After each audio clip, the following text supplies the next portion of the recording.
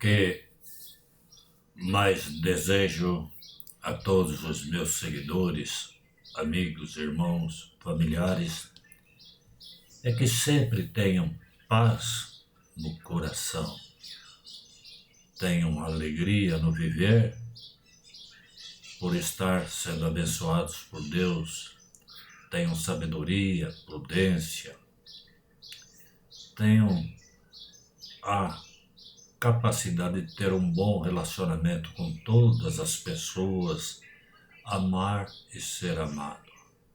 A todos vocês eu desejo isso. Que Deus os abençoe. Estes vídeos nós publicamos como se estivéssemos pregando na igreja ou numa praça ou em qualquer outra localidade para manifestar a glória, a honra e o poder do Senhor. Portanto, toda honra, toda glória sejam dadas ao nosso Deus. Nós pedimos, se você quer cooperar conosco na publicação e na manifestação da palavra de Deus, você pode compartilhar, você pode comentar, você pode se inscrever no canal.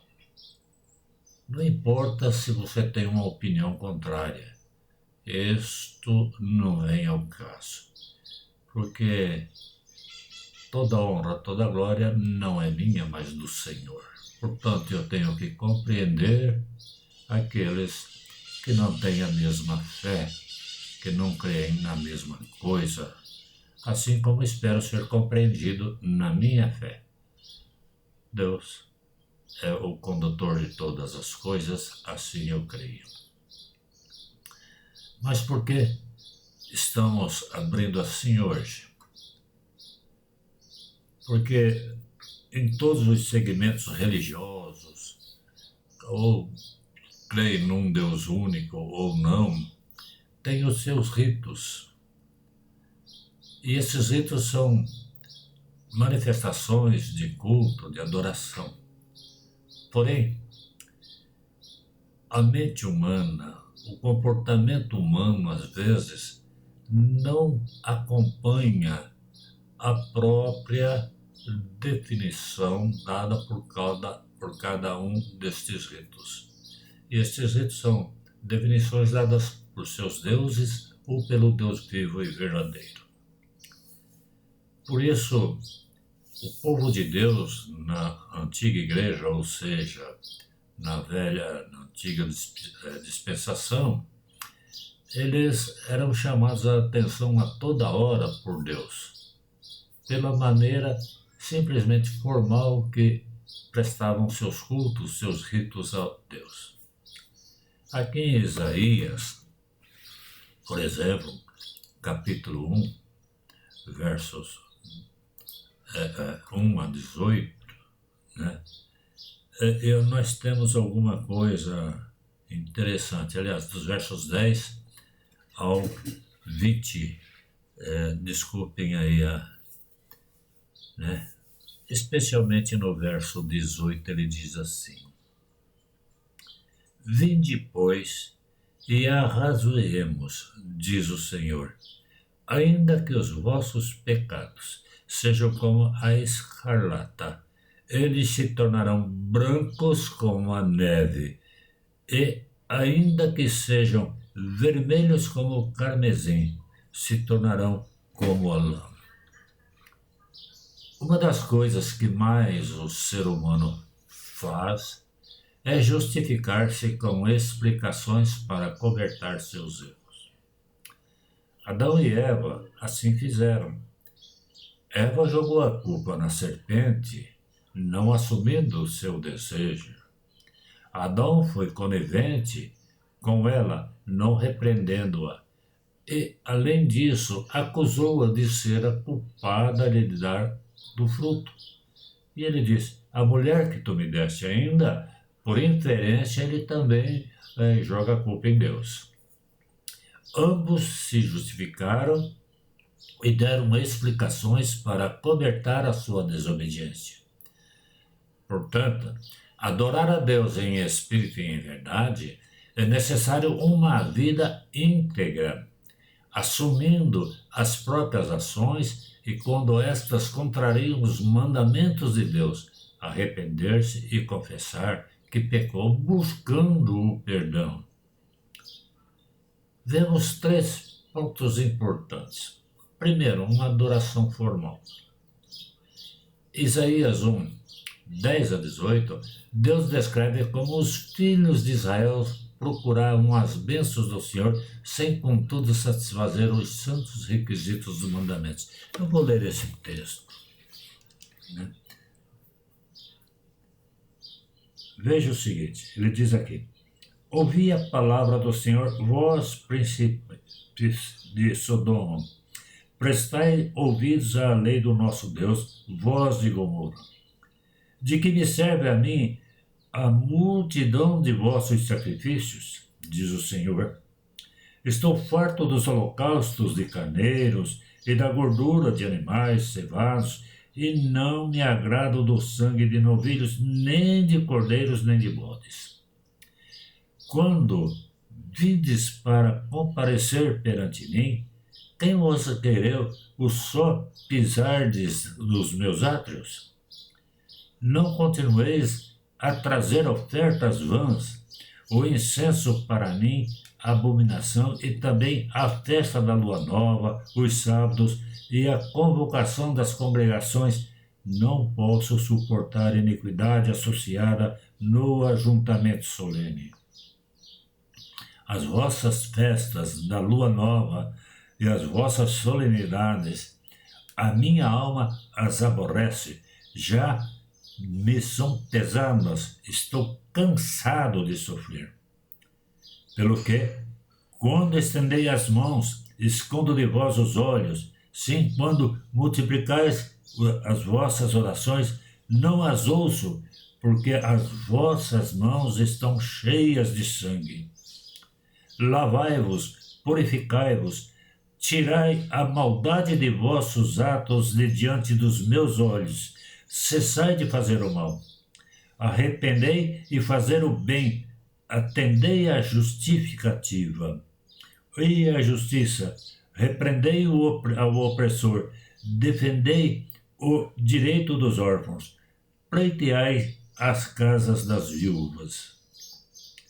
Vinde, pois, e arrazoemos, diz o Senhor. Ainda que os vossos pecados sejam como a escarlata, eles se tornarão brancos como a neve. Ainda que sejam vermelhos como o carmesim, se tornarão como a lã. 3 pontos importantes. Primeiro, uma adoração formal. Deus descreve como os filhos de Israel procuravam as bênçãos do Senhor, sem, contudo, satisfazer os santos requisitos dos mandamentos. Está no verso 10. Dos versos 11 a 14, eles usavam de oblações, objetos que se oferecem à divindade, luas novas, sábados, incensos, sangue de bezerros, a gordura de carneiros e outras coisas mais, especialmente nas assembleias convocadas e o encontro solene. Não se importavam em comparecer corretos ou sem pecado, mas eles iam carregados de pecados. Hoje nós temos tantos dias santos, tantos isso, tantos aquilo, dia disso, dia daquilo. E nesses dias se fazem cultos e tantos outros ritos para celebrar o dia, ou o personagem do dia. Porém, onde está o Deus vivo e verdadeiro, que é o Senhor da justiça, que é o Senhor que perdoa, que é o Senhor que salva, nestes ritos todos? Esta é a pergunta. Em objeção a esta grande omissão, Deus mostra, por meio do profeta Isaías, abertamente os requisitos que ele determina. Está no verso 16 e 17, olha o que ele determina. lavai-vos, purificai-vos, tirai a maldade de vossos atos de diante dos meus olhos. Cessai de fazer o mal, arrependei e fazer o bem. Aprendei isso. Justiça, repreendei o opressor, defendei o direito do órfão, pleitear a causa das viúvas. Olha o que ele exige. Quando eu não apareço diante de Deus para cultuar com esta mente e não me preparo para estar diante do Senhor, pelo menos naquele instante, purificando o meu pensamento e deixando todos os desejos carnais de lado, não estarei adorando a Deus. Como Tiago relata o Velho Testamento, esta passagem.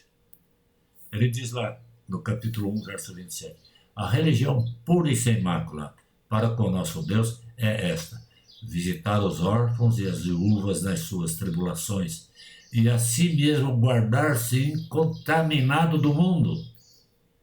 Vejam, quer dizer, aqueles ritos do Velho Testamento, de forma diferenciada ou de outra maneira, eles continuam na atualidade, dentro e fora da igreja. Por isso, nós precisamos voltar à verdade do Evangelho, não a essas coisas humanas que parecem Evangelho. Estas pregações, o homem tem mais poder do que Deus. Voltemos à verdade do Evangelho, por Deus é o soberano, Ele é o Senhor. Um segundo ponto, analisando o texto acima, vinde, pois, e arrazoemos. Como foi no Éden, quem toma a iniciativa é Deus, convidando o homem a raciocinar junto com ele acerca do pecado, da desobediência de sua lei e as consequências. Oferece a oportunidade de reconciliação. Porém, não. Eles foram se acusando até acusar Satanás e até, por inferência, Adão acusa o próprio Deus. E olha o que ele diz. Ainda que os vossos pecados são como a escarlate,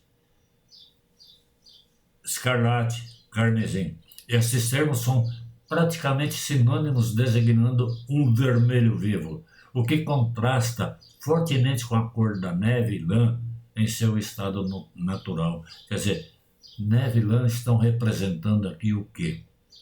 Pureza, vida, luz. A escarlate está representando o quê? Vermelho, sangue, o que é? Morte. Eles se tornarão brancos como a neve. É purificação total prometida, obra exclusiva de Deus e não do homem. Deus oferece o perdão mediante o arrependimento e confissão. Isso é uma obra do perdão livre de Deus, que age no coração do homem para levá-lo ao arrependimento e receber o perdão. Portanto, não é uma coisa que sai do humano como o evangelho está sendo pregado hoje. Não é uma fé humana, é a fé concedida por Deus, conforme diz Efésios 2:8. Pela graça sois salvos mediante, e não mediante a fé. E isto não vem de vós, é dom de Deus. Deus concedeu. Um terceiro ponto e últimas considerações. O pecado é o desviar-se de Deus. É cumprir todo o ritual exigido pela lei, porém com a mente distante do Senhor. Apenas uma coisa formal para buscar favores. Isaías 29:13, ele diz assim, vamos procurar o texto. Isaías 29:13, olha o que ele diz aqui.